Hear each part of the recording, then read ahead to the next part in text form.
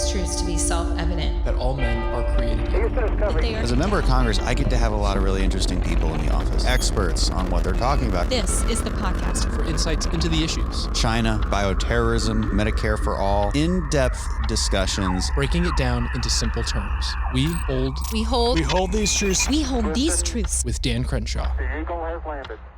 Welcome back, everybody. Today we have Shaun Maguire with us, and keeping in step with I think what this podcast's habit is of having pretty interesting people on, and sometimes it's good to have interesting people outside of politics, but that have opinions on what's going on in the country to get that point of view. And Shaun is a uber successeful man in his own regard, top venture capitalist and partner at Sequoia Capital. But I appreciate it.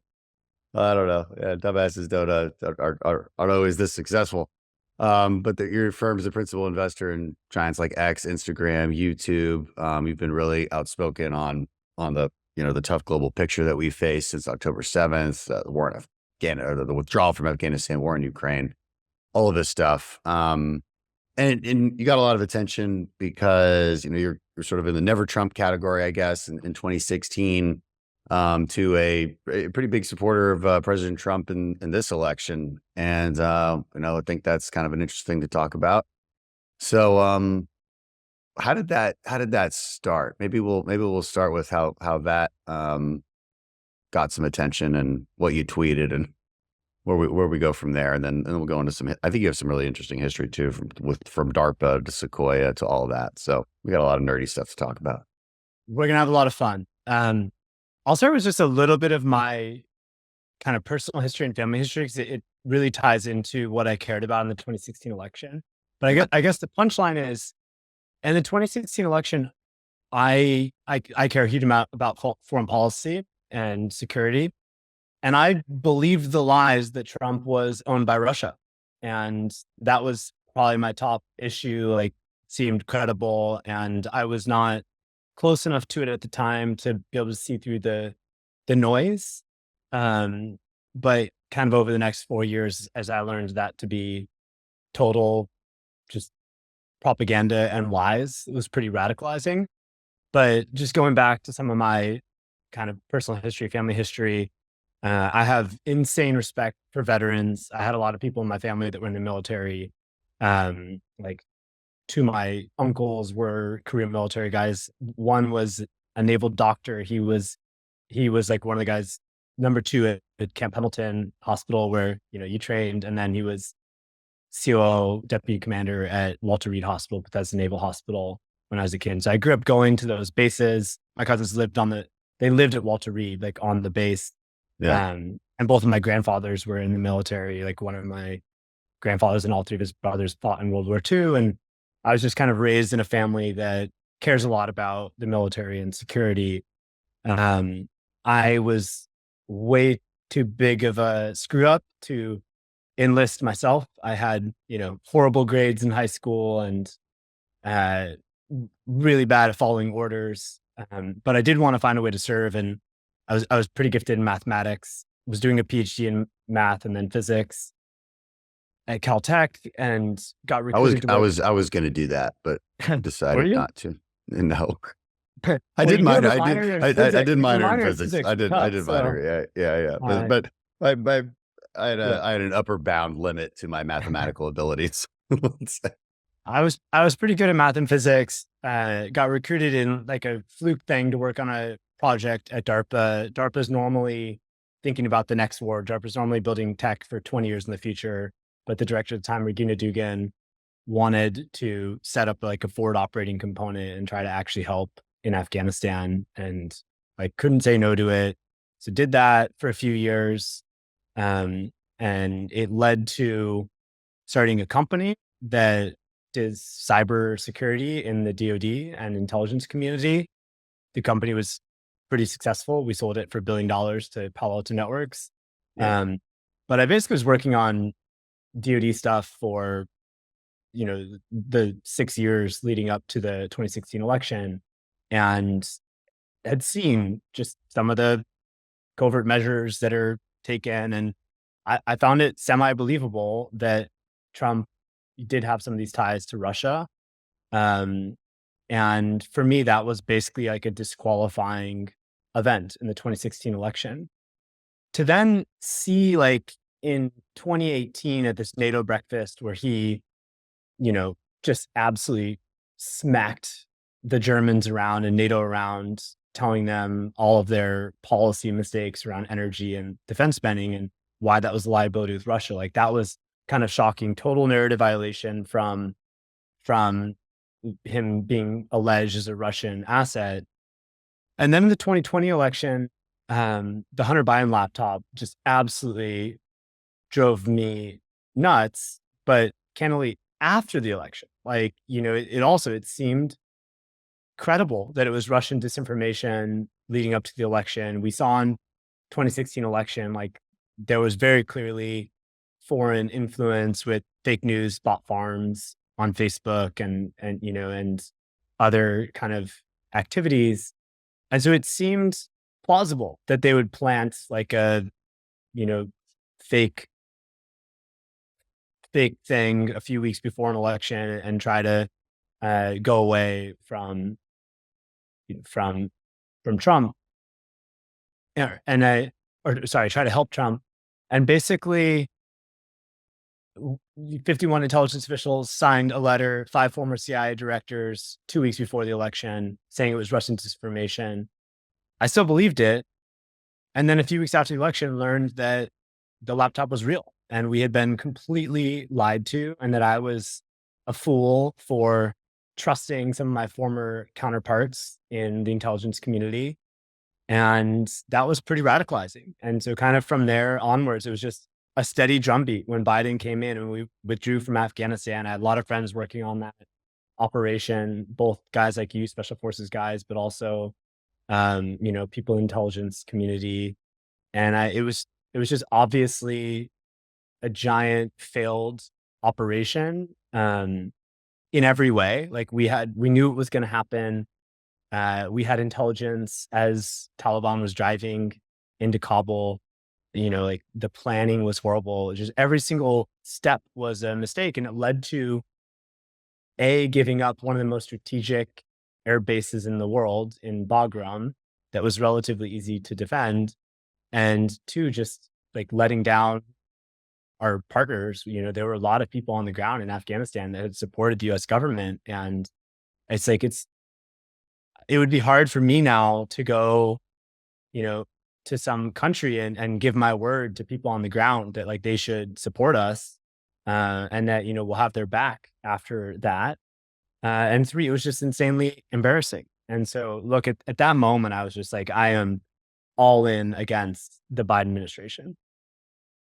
Yeah. I mean, there's a lot of things. There's a lot of threads in there. Yeah, I know. What's interesting, because there are people who still fall in that category of who are conservative and like a lot of Trump's policies, but they're still worried that he'll abandon NATO and do all these things. And I'm like, look, I would understand that worry a little bit better if we hadn't had 4 years to at least observe how he governs. And I think we have a good idea of who's coming into the administration. It's a lot of the same people. I think we're going to be okay. I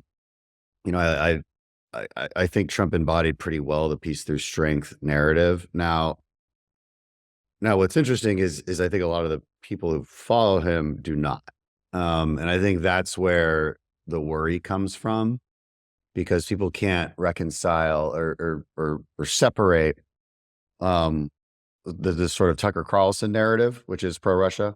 And I'll go ahead and say, I say it all the time. I don't care what that guy thinks. And then there's what Trump actually is, which is truly a peace through strength kind of doctrine. And as you noted, beating up Germany and really countering the narrative that he's pro-Russia at all, because every policy he instituted. And I had back in the day when I was defending this, I had 6 examples. I can't remember what they all are now, but there's a lot of counter Russia policy that I think, we could observe. And so people are still worried about it, but I think unfairly so. That being said, there is a strong, so when you say, like, you and I understand this, and you and I seem to agree on a lot of this, and maybe it's because you and I have seen behind the scenes plenty. and we know the truth, but it's not obvious to a lot of conservative voters out there that like Russia's even an enemy. Again, it's kind of the Tucker Carlson wing of the party, and so I think that's where some of the skepticism comes from, because unfortunately that's attached to Trump, and he doesn't detach himself from it, even though I think he should. And I don't know, how do you reconcile that? How do you explain to people why Russia's even a problem? I mean, granted, setting aside the fact that they started the biggest war of conquest since World War II, there's still people who still don't see that as a problem, and that's been a concern of mine, honestly.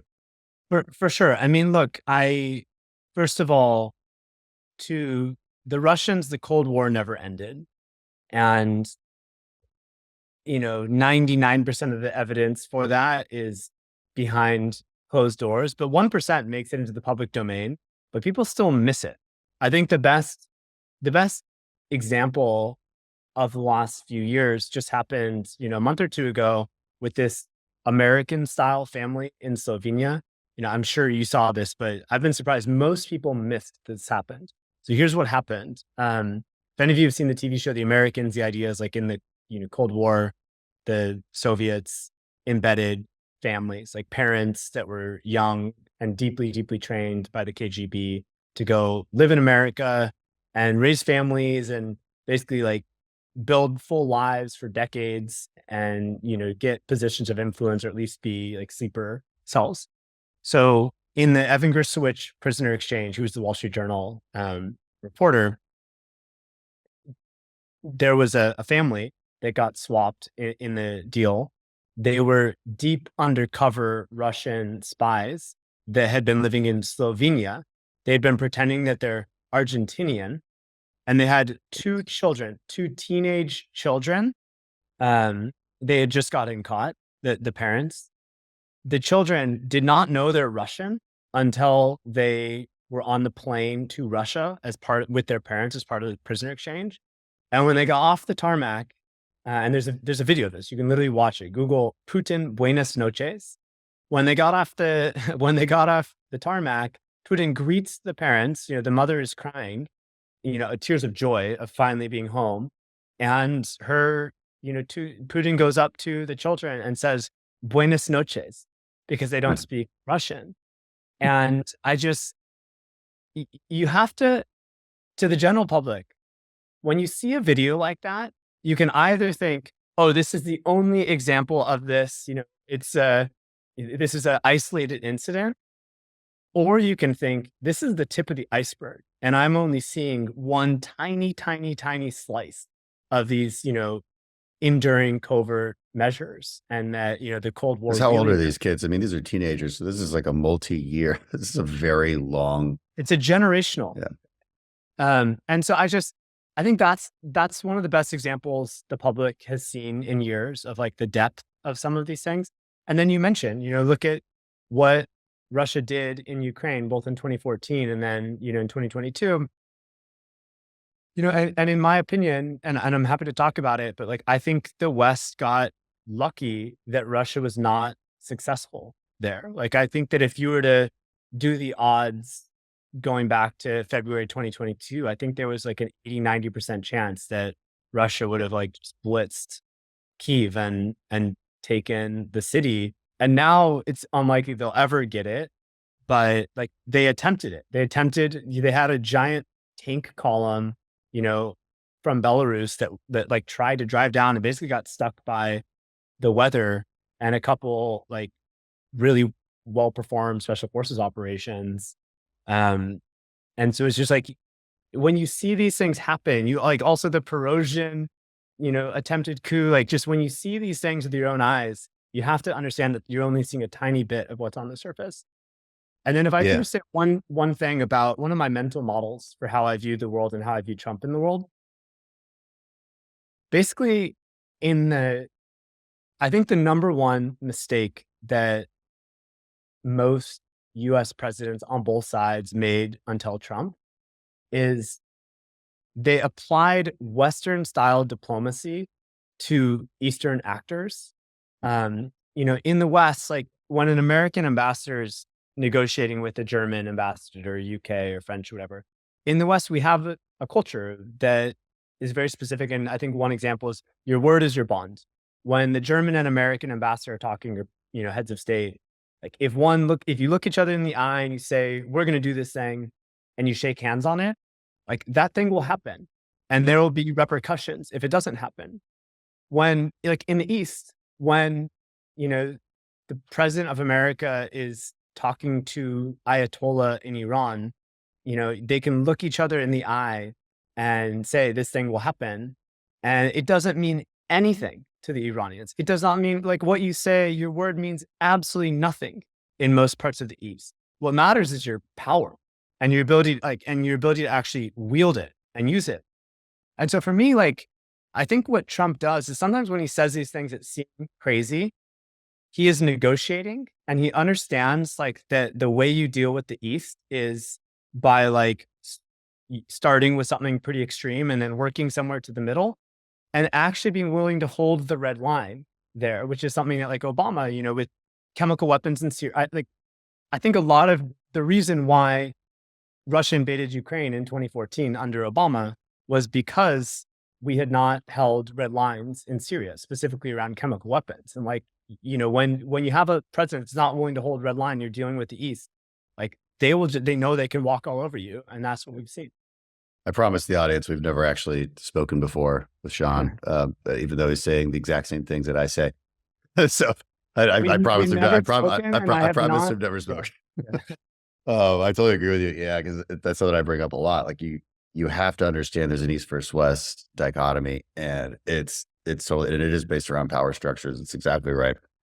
And critical thinking is important here too. And I'm kind of going back to this again because you noted some revelations you'd had with because I get this a lot from, again, our own side, our own voters. How can you trust anything after you've seen the lies about the Russian disinformation campaign signed by 51? Why aren't they in jail, Dan? Why aren't those 50 guys in jail? I'm like, well, there's this thing called the First Amendment. You can still lie and it's okay.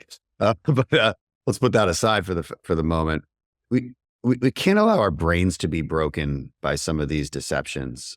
And I can't emphasize that enough. You got to have some analytical thinking. And you talked about how partisanship breaks our brains essentially. And that can happen. That happens both ways.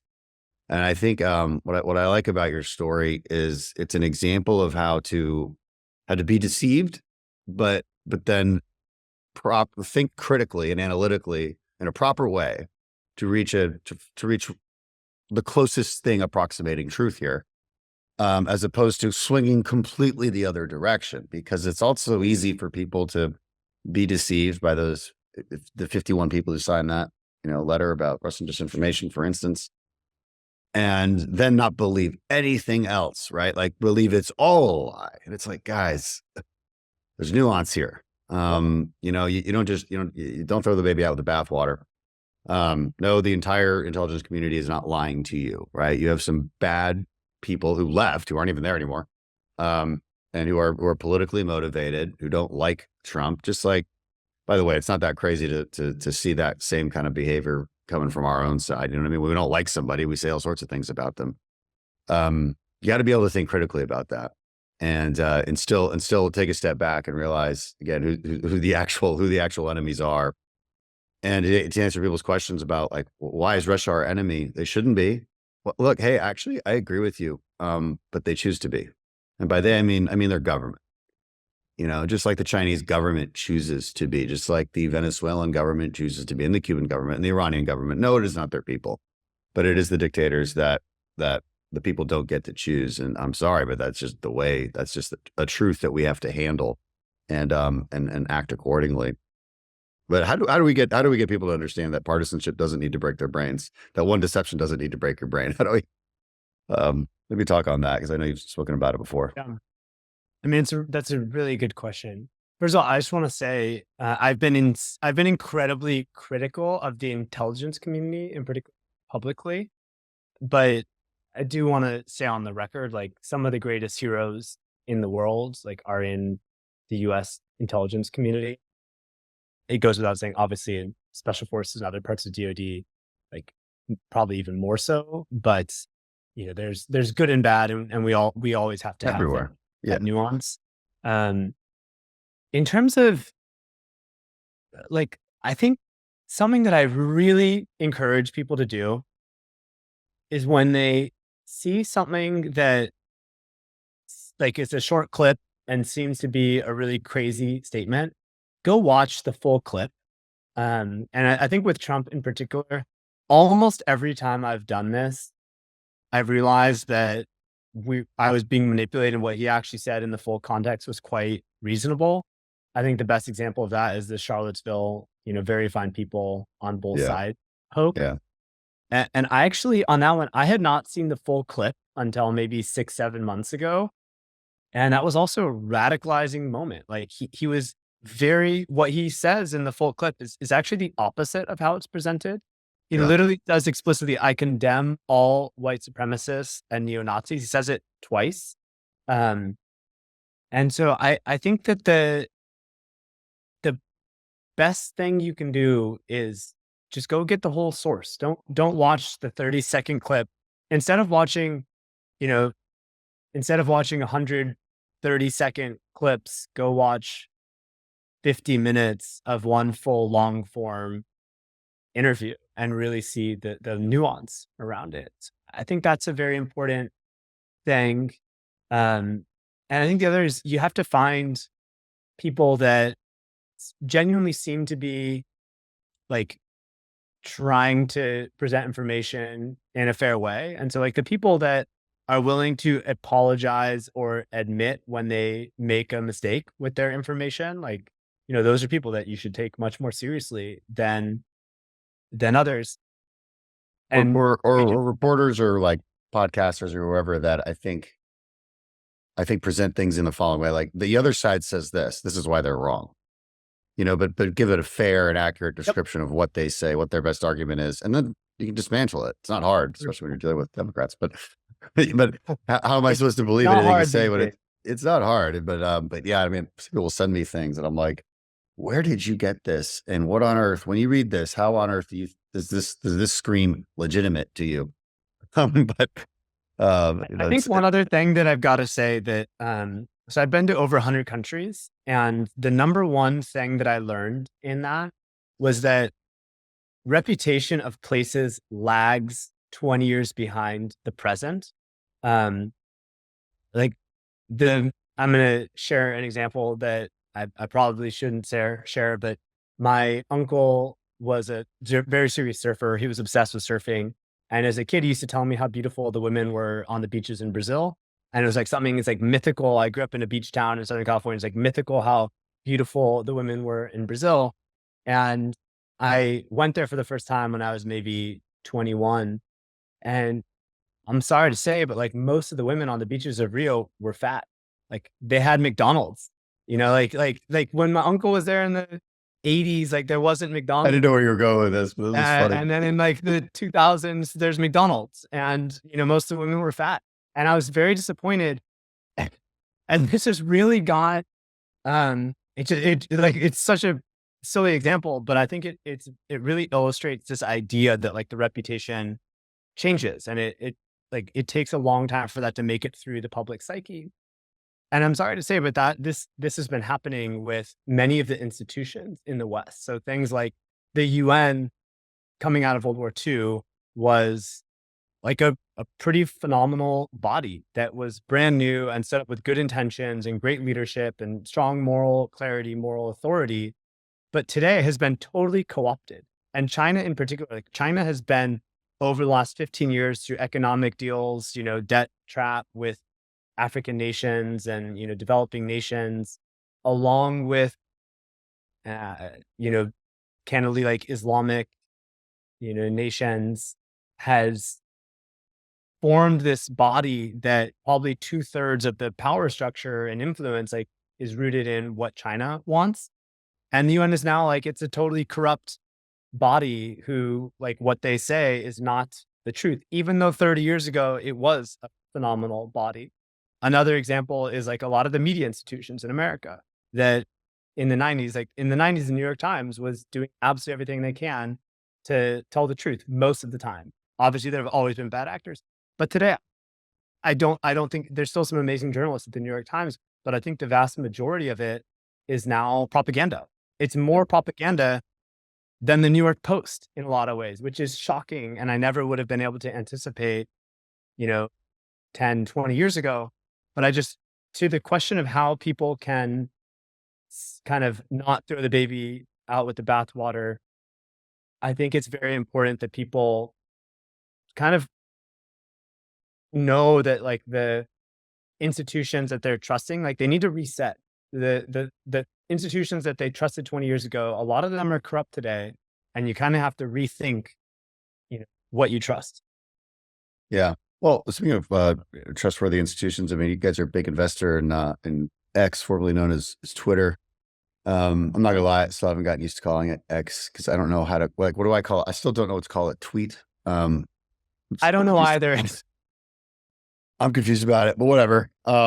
It's what do you probably follow like the actual mechanics of it a lot closer than I have. And to be honest, like I just I don't look at it anymore like the way maybe I used to, just because I'm exhausted by political social media, so for no other reason. I'm not sure I ever liked Twitter. And I'm not sure it changed much. So from my point of view, it hasn't changed at all. I'll just say that. And so I don't know though. I mean, what is different about it?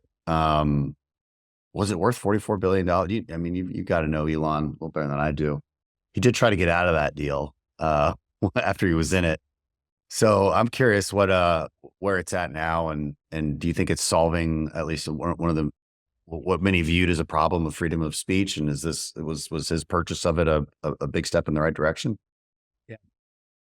Personally, I think it's been a huge step in the right direction for freedom of speech. I think is one of the most like beyond the economic value. I think it's one of the most important,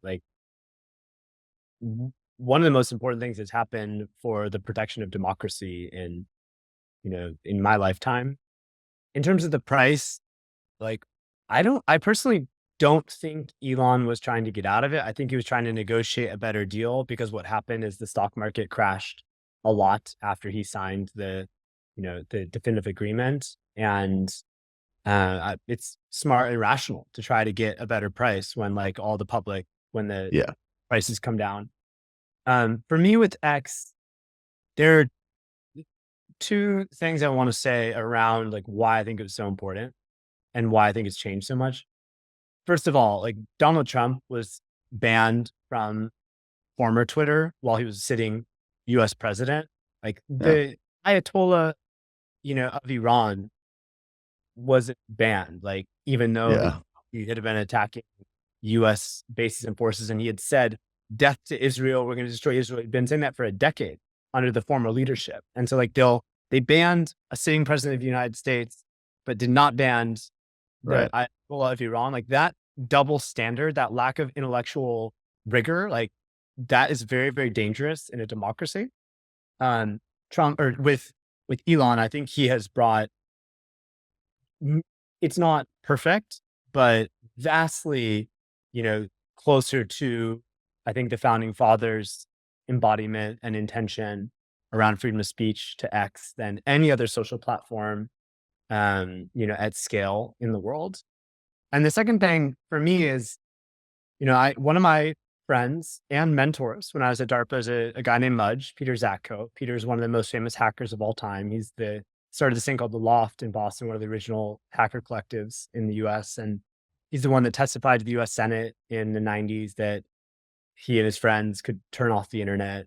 Mudge, a friend, a mentor, used to sit right by him at DARPA.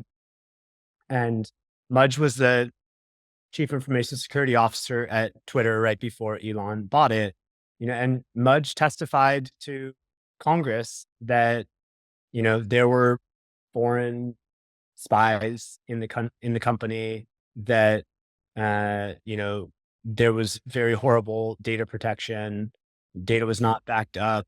That, he reported that there were very likely, if not certainly, foreign actors like working, like spies working in the company and that no one did anything about it. It's just like, he reported on a bunch of these things and testified to Congress. And of all the people I've ever met, Mudge is one of the most principled people I know. He's a true, he's someone that he's willing to die for what he thinks is right. And there's very few people like that. And for him and what he went through in his testimony to Congress showed me just how bad things are below the surface at X. And I think that Elon has fixed a lot of that. Yeah. That was one of Elon's complaints as he was buying it, right? That he couldn't tell how many actual users there were. And does that have something to do with the foreign influence and the bot farms and all that? And how do you even fix that? And has it, because again, my observations of Twitter, of X, are limited because for my own sanity, I stay off of it. But sometimes if I'm doing something controversial, I note that it feels a little odd what the reaction is. It's not human, It feels more like a hedge fund buying a stock. It's very automated, and that hasn't changed a whole lot. Maybe because it's a very difficult problem to deal with. It is an incredible. So I think both are true. I think it is still, there's a lot of room for improvement because it's an insanely hard problem. But I also think it has improved dramatically. And before, the Hunter Biden laptop story was fully suppressed, and the old Twitter used to have they would hard code stories or links to articles and stuff that would get suppressed in the algorithms. So you wouldn't see the bot activity above the Twitter because it was hard coded to not even talk about these topics that were so controversial. But look, you've worked in information warfare, and it's a cat and mouse game. Both sides are always trying to evolve their tactics to outsmart the censorship, and it's always well, one of my problems is when I look at the social media, the bot wars, I guess, there's the two sides to me would be the fanatic, passionate lunatics, whether that's left or right, whether that's Russian or American, whoever it is, fanatic, passionate lunatics. And then the other side would be normal people who take their kids to soccer practice and maybe look at Twitter once a week, and they don't have a voice, And this is a much bigger. This isn't a problem you can fix with an algorithm. This isn't a problem you can fix with buying a social media company. I do love that Elon did it. I mean, in order to agree with your points here, it's kind of the only way to bring back a lot of the big media to a place that people can trust. You have to buy it, because we'll get a lot of ass especially from our populist right, who actually are not conservatives. Who will betray our basic principles for the sake of winning a short-term game, which I don't agree with. But they'll be like, look, you've got to create laws that make them tell the truth. Well, okay, okay, Stalin. What do you? I mean, you can't go there either.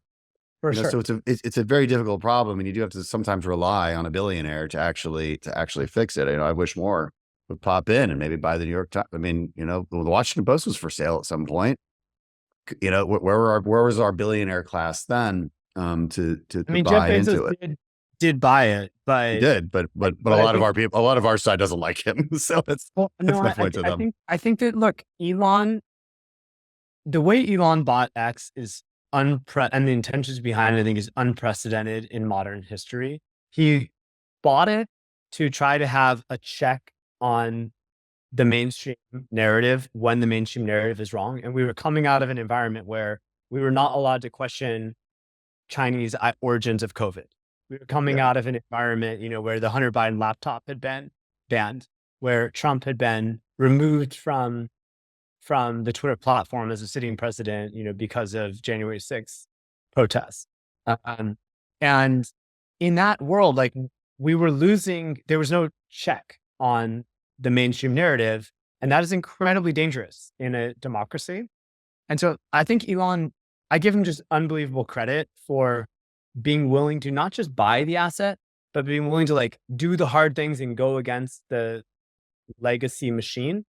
For Jeff Bezos with Washington Post, he bought the publication, and there's a lot to respect about Bezos. He's built some amazing companies, but he didn't rock the boat at the Washington Post. Yeah, Like he basically yeah. let them keep doing what they were doing. Elon came in and like kind of went to war and like fully changed the internals of X and tried to make it a more neutral, fair playing ground for both sides.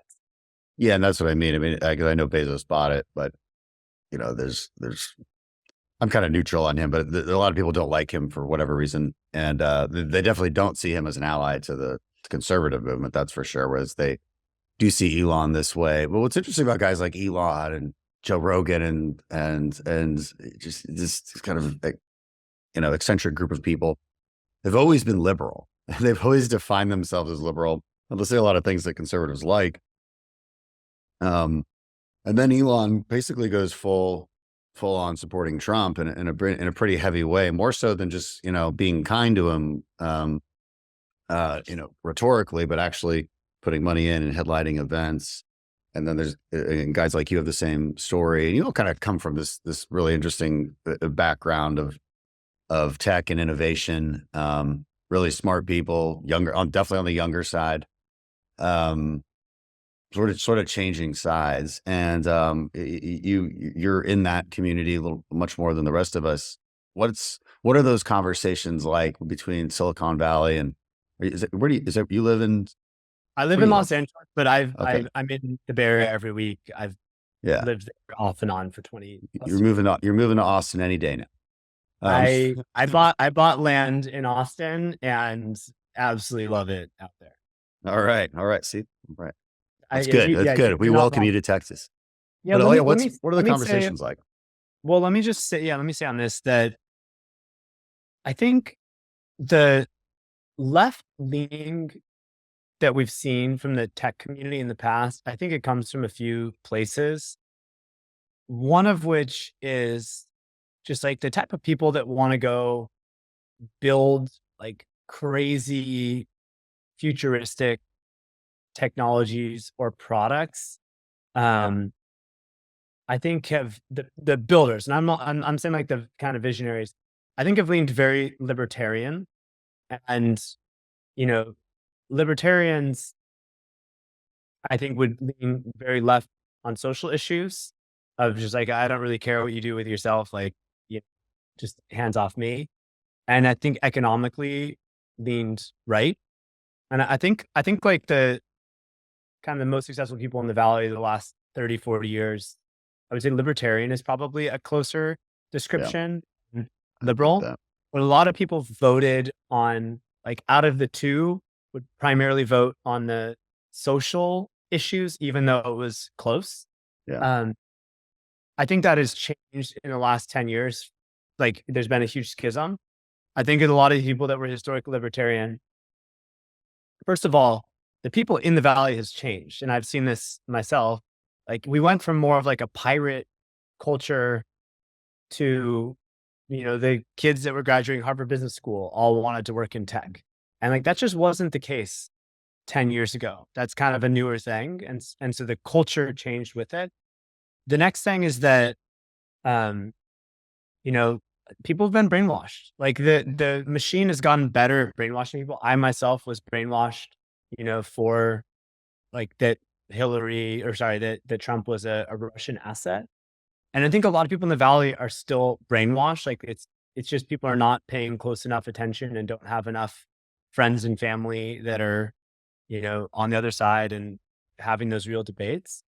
And I think what happened for Elon specifically is I think we got to the point where instead of voting on social issues like he has in the past, I think this time he's voting on like the machine, where the Democratic machine has gotten too powerful, and it, in my opinion, it fundamentally jeopardizes democracy itself.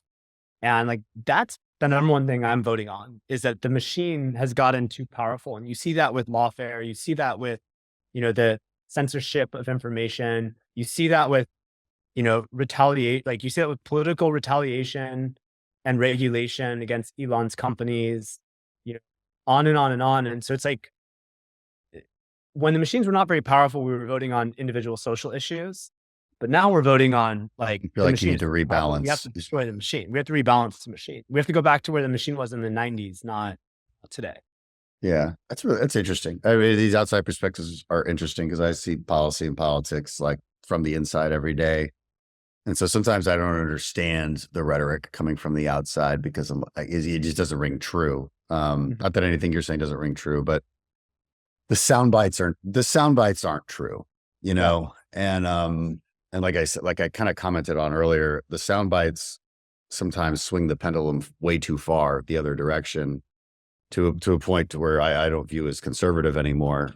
And, you know, I'm a traditional conservative, and I feel that's the most important way to govern, and governing as such, actually, you know, it by nature keeps those machines at bay, keeps a protection of democracy, despite everyone saying Trump is a threat to democracy. Not sure what they mean by that, but I think threatening packing the Supreme Court and getting rid of the filibuster, I think those are threats to democracy. Adding another state, making Washington D.C. a state, to get 2 more senators. I mean, talk about threats to democracy. Are you kidding me? So, I mean, I could go down that rabbit hole very deeply. Entrapping General Flynn, you know, having double standards, you know, with weaponizing courts, weaponizing courts, like these, banning a sitting president from speaking, you know, having the FBI go to Twitter and say that it's Russian disinformation and banning the Hunter Biden laptop story, like on and on and on. You know, those are the things that I think are the real threat to our democracy. Yeah. And I think the weaponization, we have a subcommittee on judiciary, the weaponization of government. And there's been some interesting findings from that, or if nothing else, really just putting in more of an official, putting in a more official look onto the things everybody already knows about. But I think it's been useful. Talk about cancel culture for a little bit, and I don't want to take too much of your time because I was late coming on, and I appreciate you. But you know, you kind of gained some fame on social media after October 7th, and being an outspoken supporter of Israel after October 7th, which kind of just seems like a normal thing to do. But I guess, you know, for some, especially on the progressive left, that's no-go territory. You obviously were not fired from your firm, despite maybe people calling for you to be excoriated and canceled. How is that? Like, what's that like in your community? I mean, because you can only be canceled from your own side. That's like the first thing I say about cancel culture to people. Like, I always think it's funny when, like, you know, somebody from our own, like, right-wing Twitterverse is like, oh, they're trying to cancel me. No, they're not. You're just trying to get attention. You can't be canceled by the left. Just like I can't be canceled by the left. That's not how that works. You can only be canceled by your own side. But you're kind of, I mean, I don't know if Sequoia Capital's not on the left. I don't know. You tell me, like, what's it like in tech world, and what was that fight like? Is it still ongoing? Yeah. Look, I mean, Sequoia Capital is an amazing place. And I find it to be a very patriotic firm. Like, we have a lot of people at the firm that really care about, like, America and Western values. And the person that leads the firm, Roelof Botha, he's from South Africa. And, you know, he's seen a lot in his life. And I think that, you know, he saw the changes in South Africa. Obviously, South Africa today is in a horrible place. And one of the things that's brought to Sequoia is, like, Roelof has had a very steady hand on a lot of these decisions. And so I'm really grateful for how Roelof handled the post-October 7th kind of fallout. And so basically, for me personally, like, I believe that Israel is America's most important military ally in the world today. I think the general public just doesn't see what's happening, doesn't know the cross flow of technology, of, like, real serious military technology, of intelligence, etc. So I view Israel as America's strongest ally. I view like the October 7th attack as just, like, one of the most barbaric, evil, like, we saw true evil with our own eyes. And then we saw Iranian, like, proxies wage disinformation campaigns to try to cover it up and tell people, no, what you saw with your own eyes wasn't real. Israel's the bad guy. They bomb children. And I wasn't willing to fall for it and became very, very outspoken. And even though I had the support of Ruloff and most of my partners the whole time, there were many people that tried to get me fired. There were like a bunch of founders that, sent nasty emails to other people saying that they can't work with me or anywhere where I'm at. And, I think that with weaker leadership that could have, I think there are other places where I would have gotten fired. And so I'm genuinely very grateful. And part of why I was able to speak out is I knew I was at a place that values independent thinking. The way you make a lot of money as an investor is by being an independent thinker, by being a contrarian and being right. And that's something that Sequoia has learned over many decades. And I'll just say there are people on both sides at Sequoia. Like I have some partners that are very far left, and I have some partners that are even further right than me that, maybe aren't as outspoken. And I think that's the way it has to be. Like we have to get back internally. We debate things like crazy. We have these brutal debates where sometimes people will leave the room crying.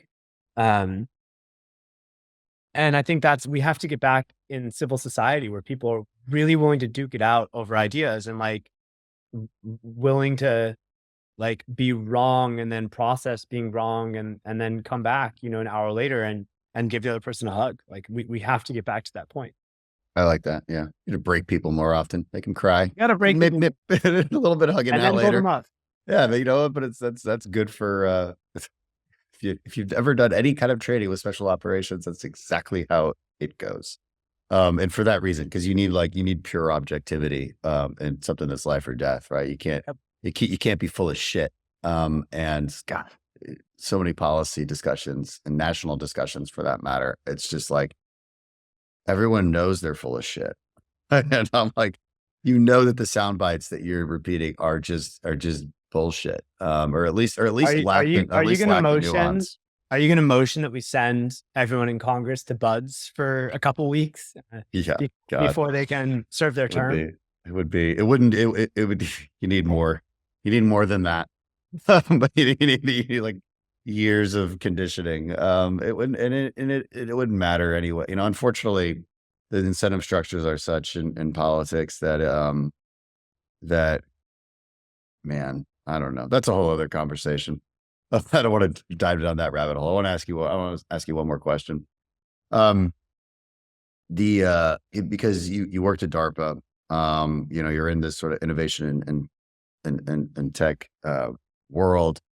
And if there's probably one thing you understand better than most, it's that we need to act a little quicker when it comes to acquiring new technologies and products within the DoD or the intelligence community is probably a little bit better at it, but the DoD is slow, and this is I've seen this frustrate a lot of very innovative companies, probably companies that you work with. Tell us about that, and if there's any solutions that we should be considering up here.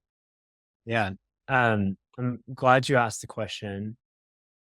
So, given credit where credit's due, the DoD has gotten a lot better at procurement over the last decade plus. When I started my cybersecurity company, it was originally called Cadium, QADIUM. We renamed it to Expanse, but you can go look up the early government contracts we had. And man, contracting in 2012 compared to today, it's 10x or more easier. And there have been some people that really led the way. There was this guy, Will Roper in the Air Force who did amazing things like making Air Force procurement easier, especially for small dollar contracts. So I give him credit where credit's due. The DoD has gotten a lot better. This is going to be a very unpopular view with Dick Cheney, but I think the number one thing the DoD can do is give less money over time to the legacy primes and give more money to smaller companies. There's this expression in tech that all the money in the world is either made via bundling or unbundling. It's like Microsoft before the Microsoft like Word suite or Microsoft Office suite. There were individual spreadsheets product, individual Word or, document product, etc. They bundled it all and made a bunch of money. The DoD, since the Last Supper in, I believe, is 93, has been in this consolidation phase for 30 years or so, where, they were told Cold War ended, defense budgets are going to run low, you guys should merge your companies. And so it led to this insane consolidation phase of, hundreds of mergers. And we basically got monopolies in all these different verticals, monopolies for different programs. If you go back before that into the 70s, et cetera, there was insane competition, where you'd have 10 strong companies all competing, for a new attack like jet or different things. And they'd be on 1 or 2 year iteration cycles with their, with these things. And kind of almost by the DoD's own doing created monopolies, but monopolies in different verticals, monopolies in radar, monopolies in, 5th gen fighter jets, etc. And I think we have to undo that. We really have to go back to the pre-Last Supper world of intense competition. And I think the only way to do that is going to be by, over the next 15 years, having the legacy primes, instead of them getting 80% of, defense spending dollars, getting 40% or 30%. Like, they still make very useful things and they have a lot of amazing people, but we need to spread those dollars out meaningfully and divert like large scale portions of defense budget into next generation technologies where there's intense competition amongst the startups and, and primes. Yeah, it's a hard subject to contend with, because you're talking about products that take a lot of money to invest in, and they don't. To be. I disagree. Well, it depends on the disagree. product. Let's look at SpaceX. No, like let's look at SpaceX with Starship. Like they, for 1/3 of the money of Boeing, they've made 100x the progress. Like for $1.8 billion, they got, Starship test. And if you can build a rocket that has the ability to land itself, that's the biggest, most powerful rocket in history, then you can build a fighter jet.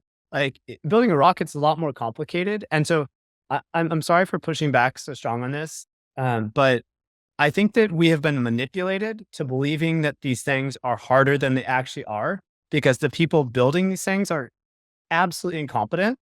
And I've lived it firsthand, and I'm sorry to say, but just the primes today have some amazing people, but even the people in the primes, like the best people, will say that the overall structure is incompetent. Even a lot of the board members of these companies will say they're semi-incompetent. So I really think we have to rethink how we give money to the primes and what we give them money for. And I do not think I don't think the F-35 should have cost, $1 trillion to develop. Like, well, no, for sure not. I think what I meant, I don't think I would disagree, because I think 1.8 billion is a lot of money. That's hard capital to come up with. A few $1 million is a lot of capital to come up with for a few guys with a really good idea. It is. I mean, it's not easy. So that's all I mean. And so it's hard to garner that competition. It's not a normal market.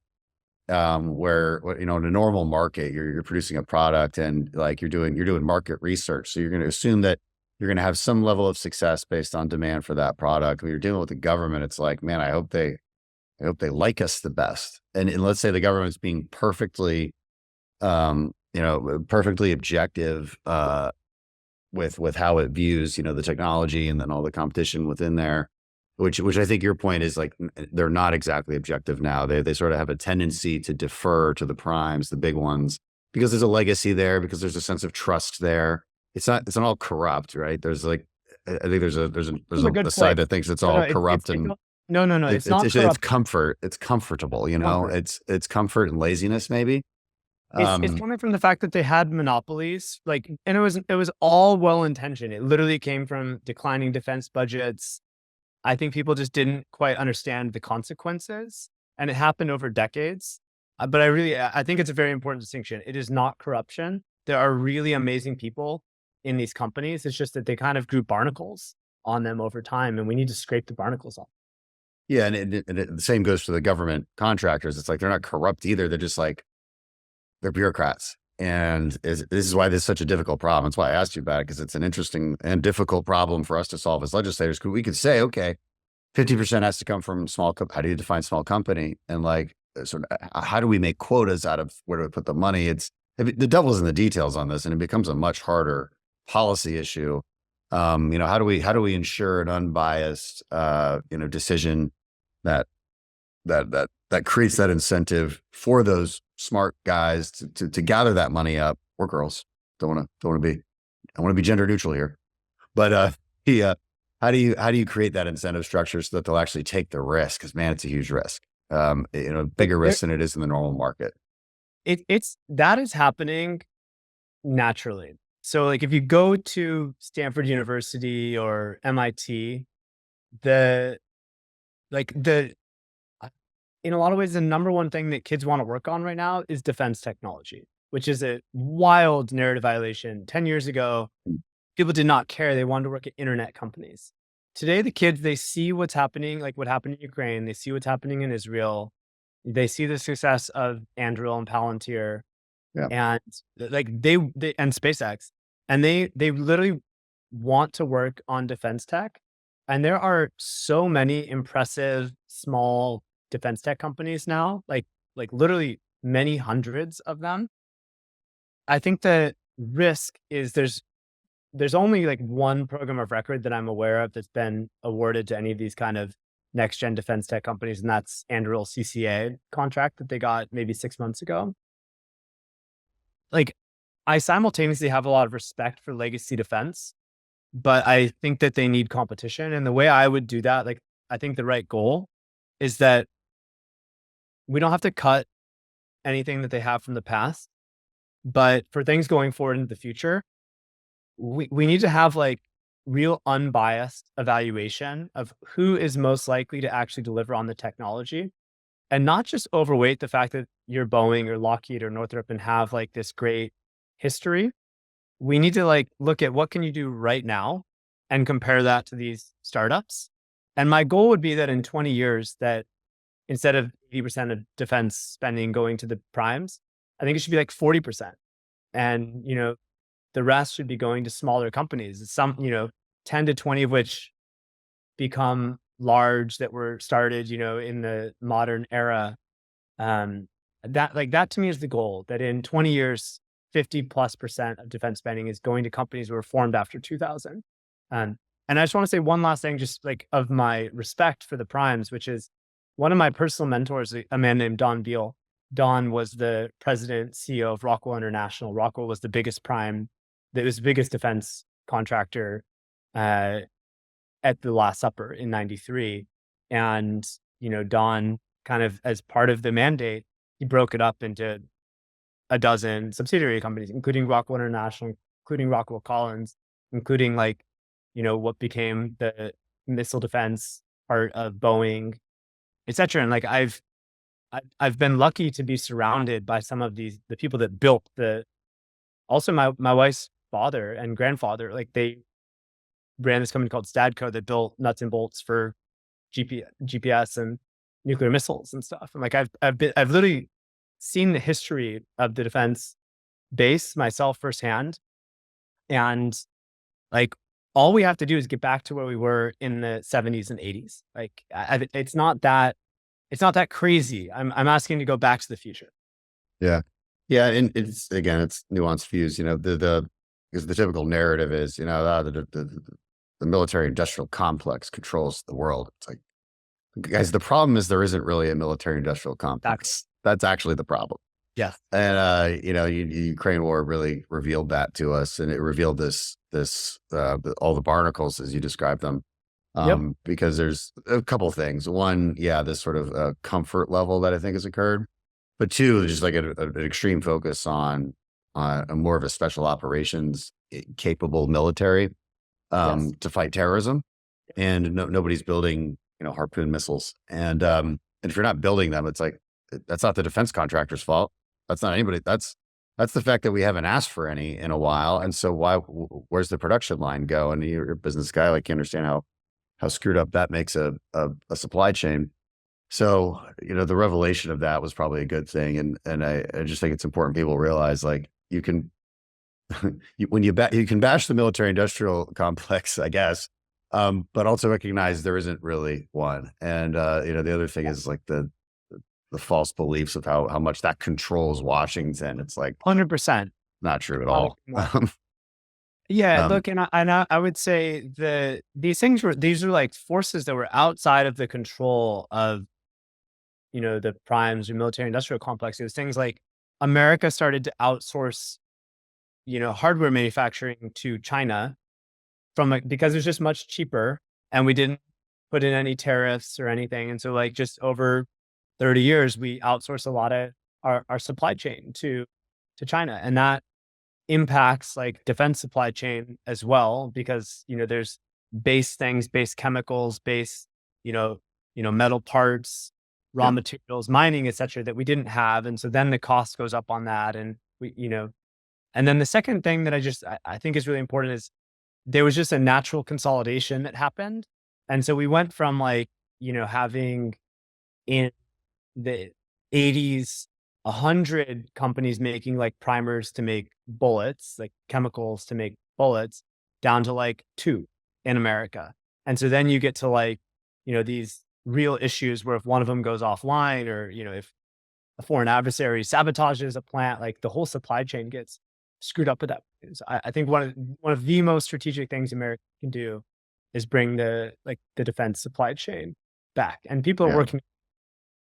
We are, but it's hard, and I wish it's, I get a lot of frustrated complaints sometimes, but not just about defense, of course, just about anything. Why don't we just make this in America? I'm like, guys, like the global economy has been settling its supply chains for like 100 years. Yep. I mean, it's one, you sure you can make the iPhone here and it'll cost you $20,000 per unit easily, if it's even possible.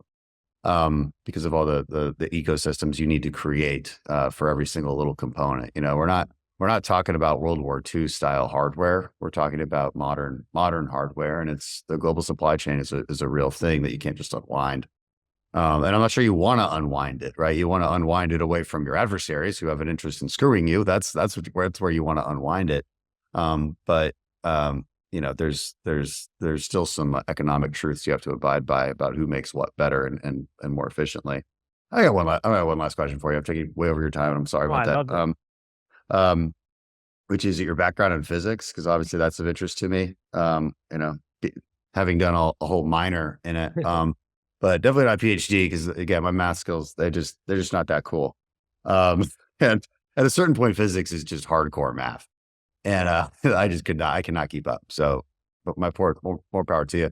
But one thing I always noticed about people, physicists in particular, is they tend to be really good at a lot of other things besides just physics. And so I think that background, and you're obviously now in venture capitalism and deal with physics in particular. How many other people in your world have that similar background? Tend to be well-spoken, tend to be good analytical thinkers.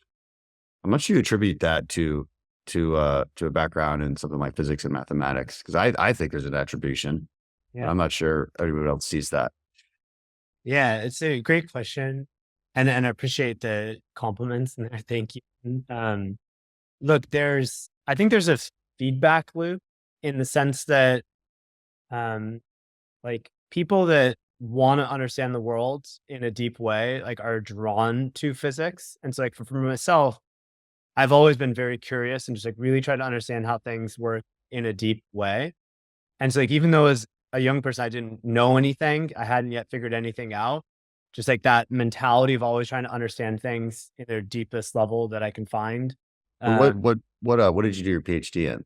Oh, I did my PhD in literally like the deepest part of nature that we have access to right now, which is trying to understand what happens inside black holes. And there's like the high level things people today talk about quantum gravity. It's the idea that like I'll use an analogy. If you go back to the early 1900s, 1904, 1905, there were about 3 experiments where classical physics, like the things that Newton and Maxwell and others had worked on, where the experiments were producing results that didn't match the physics of the time. And so like one example is light seemed to behave both as particles and waves. And it's like, what the heck is that? Another example is called the photoelectric effect, where you shine light on a piece of metal and somehow it would send current in the metal. And it's basically because the photons somehow they would act like particles and hit the electrons and then send electrons moving through there. And the current is basically electrons moving. And another was, is that also what makes like a painting decay? Is the photoelectric effect? Like it's like because light hits something, which causes electron movement. When those electrons moving out causes atom decay. Is that what like we see a paint? It's very similar. It's basically the same mechanism. Like if photons were just waves, then and again, like it kind of depends, if you include quantum mechanics or not. But let's say yes, like you have very good intuition. But there was another one of like what we call black body spectrum, which is like the way that radiation would decay. Like energy would not leave a system like at any possible frequency. There was discrete frequencies where it would radiate away, being like somehow nature had like integer steps rather than continuous steps. And so all these things were happening, no one had explanations. And then so in the early 1900s, people came up with a new theory called quantum mechanics. And quantum mechanics like absorbed classical physics and classical electromagnetism, and explained everything in both of those places, but also explained these 3 or so things we didn't quite understand. Something similar is happening today where, there's really 2 places in nature where the predictions of quantum mechanics and general relativity make just different predictions. One is what happens inside black holes. The other is what happened at the beginning of the universe, like, the way we understand it. And the two make it's the best way I've heard that. I'm not everybody. I'm familiar with the problem and like in physics. That's the best explanation I've heard of like why relativity or special relativity doesn't coincide with quantum mechanics. So what happens? I'd love for you to unpack the difference in what happens inside black holes. I don't think any of us know what happens inside black holes. What do they both predict? Yeah, and so like to try to say it in simple terms, and it's funny, I haven't talked about this stuff in years, but I've been unbelievably passionate about this since I was a little kid. So quantum mechanics, like the core equations of quantum mechanics are very mathematical. And basically what happens is you're rotating a vector all the time. Like nature is just a vector is just getting spun around all the time. And the vector like never changes, the initial vector, and you can always like reverse where it was in time by just applying like negative amount of rotation to it. And in like a very deep sense, this means that information is conserved in quantum mechanics. Like information can never be destroyed in quantum mechanics. Like it's in the equations of quantum mechanics as we understand them. Whereas in general relativity, information can be destroyed. Like in Stephen Hawking, or in the original, before that Schwarzschild, but in the mathematical equations of what a black hole is, you get, a singularity, you get this kind of like infinite well, and it basically punches a hole in space-time. Like at a single point, like it ruptures space-time. There is no space-time, it's infinite curvature. And you should be able to, in general relativity, you should be able to destroy information. And so these two things are like, in a deep sense, irreconcilable. In general relativity, you can destroy information. In quantum mechanics, you cannot. And there's a question of like, which of those is right and how is it right? And in the beginning of the universe, there's, we don't understand the beginning of the universe very well, but kind of the mechanisms of how we think the universe could have gotten started in general relativity or in quantum mechanics are very different. And so even though this seems, it's like, oh, who cares, a single point, it's honestly very similar to the 1900s. There are these small little experiments or small little things where we know the math is different. And a lesson of us from history has been when you have these small differences, there's probably something much, much deeper underlying it all. And I would say the real, like what's happening in physics right now is it's almost a union of computer science and physics, and realizing that information plays a very fundamental role in physics, like a deeply fundamental role.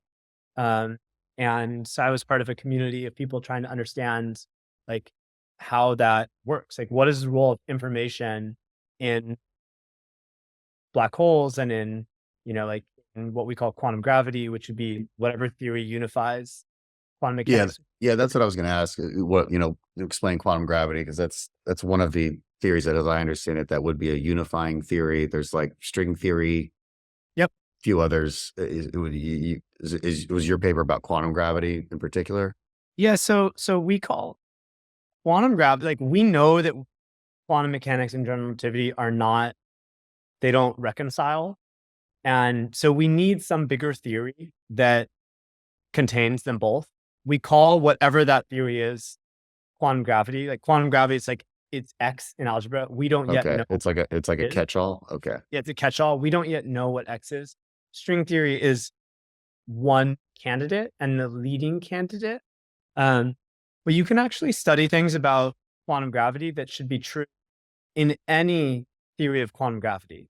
And like an example of that is, and this is going to be crazy, and then I'll let you go, but we believe that any theory of quantum gravity will have what's called a holographic principle.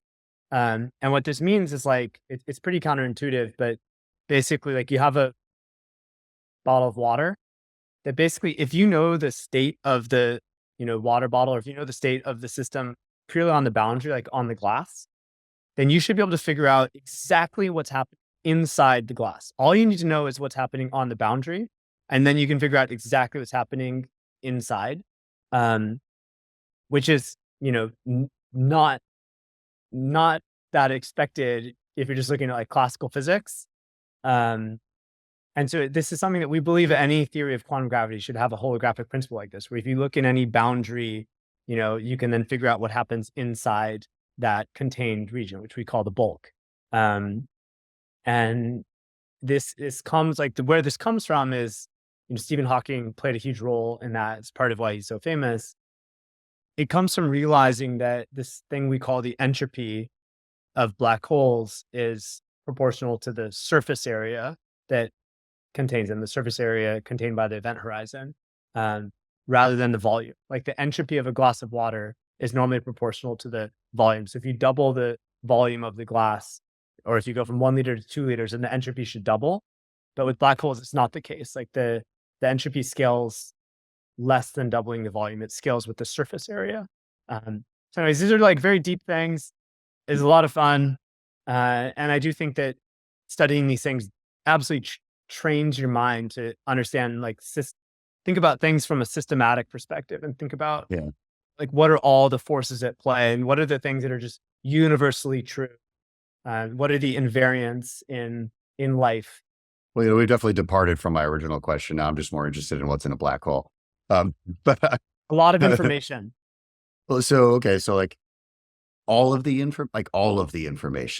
All could of you the say? information Because a black gone. hole's been around for a long time, so a lot of photons have been sucked into a black hole. Yep. And in quantum mechanics would suggest that it's still there and accessible. 100%. Even what happens if you get sucked into one?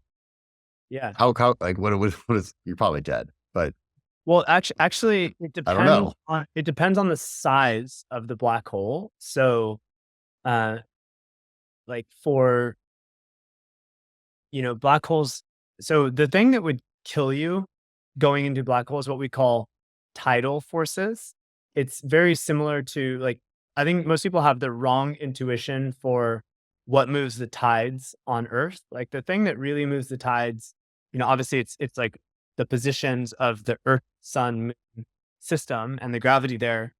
But the thing that really affects the tide is basically it's not just the force of gravity. It's like the difference in the force of gravity is what creates the tides.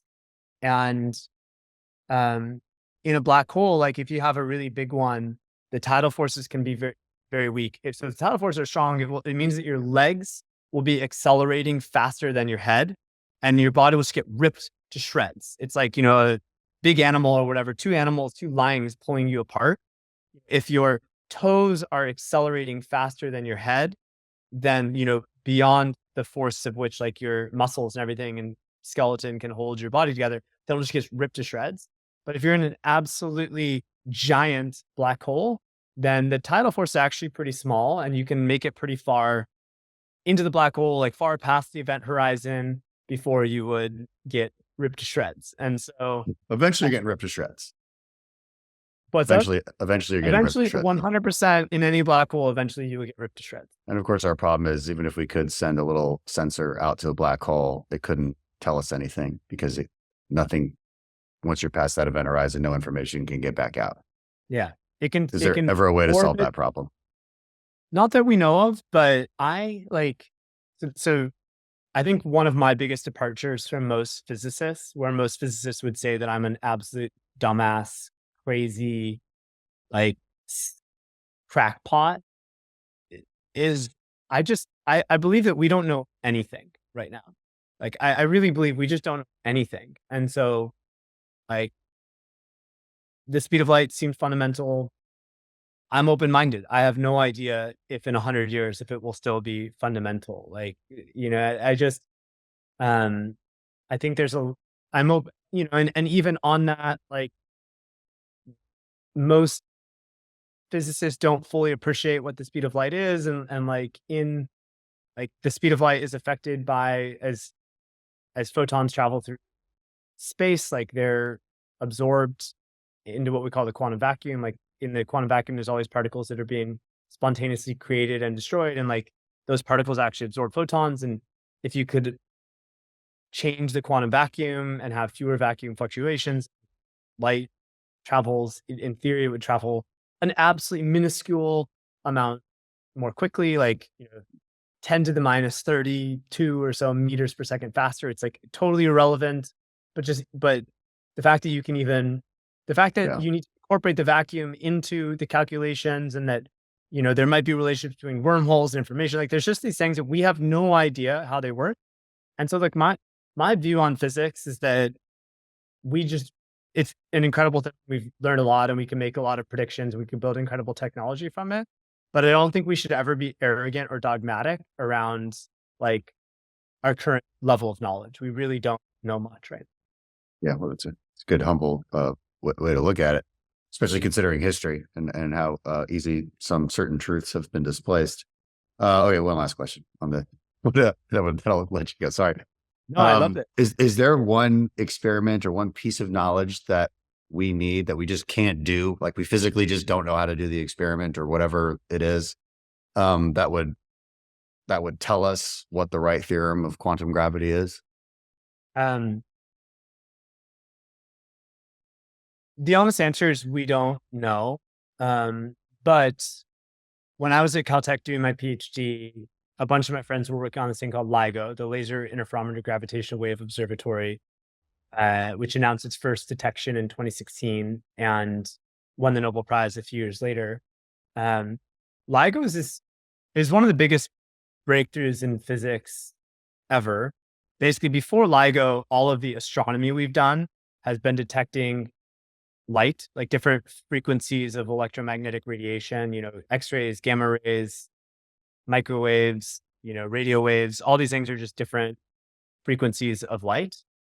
LIGO detected something totally different, something we call gravitational waves. And basically the idea is that space-time itself, it's kind of like how when an earthquake goes through the ground, the earth is shaking. Or when you move your hand on water, it'll send ripples that travel across the surface of the water. Gravitational waves they're closer to earthquakes. They're I forget my geology, but I think we call these longitudinal waves. Basically, space itself, when let's say when two black holes merge into each other and collide, they sent out these shock waves in space-time itself, where literally space-time is shaking, and that shaking travels through space. And that means the distance between two things changes. Since you would measure like the distance between you and me right now is fluctuating as gravitational waves pass through the Earth. These displacements are insanely small. It's really an unbelievable triumph of science. Like the displacements that we can measure with LIGO are something like 10 to the minus 22 meters. Like this is like, So can we just physically describe what LIGO is? I think I'm familiar with what you're talking about. Isn't it like 2 100%. places, super deep underground? Am I thinking about the right thing? It's not super deep underground. So what LIGO is, it's honestly, it's unbelievable that we built this. So LIGO, there's 3 facilities on Earth, but the 2 main ones are, one is in Hanford, Washington, the other is in Louisiana, and each of which is like a big L-shaped thing. Each arm is it's like about 1 kilometer long each way. And what happens is we have a powerful laser, like a really powerful laser. I think it's a 100 kilowatt laser that shines light, and the whole thing is like, you remove as much air as possible out of there.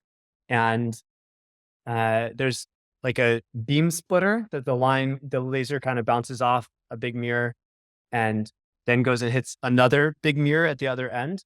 Something that's pretty incredible is these aren't normal mirrors. They're like the most smooth mirrors in the world. But beyond that, they're actually like quantum mechanical. So these are 100 kilogram mirrors, or at least they were years ago. So like, size of an adult male, that are suspended, and we cool them into their quantum mechanical ground state, meaning that like they vibrate. Every object is always vibrating all the time if you're hot. And by putting it in its lowest energy state, it vibrates as little as possible. And that means when light bounces off of it, like if it's vibrating a lot, then that will be a dominant effect. And so we cool these things into their quantum mechanical ground state. So light goes, bounce off a mirror, bounce off another mirror, comes back, and recombines with like the initial laser light. And the whole thing is tuned to where if there's no gravitational wave, if like the Earth is not changing in distance, or there's no earthquake, for example, or like these things are so sensitive, if a car is driving 20 miles away, it'll feel the vibrations, and it can detect it. So then the light will recombine, and if there's no displacements, then like you basically won't see anything on an electric plate. But if there is a change in the distance, then you'll pick up like wave patterns. Basically pick up light on a photoelectric plate.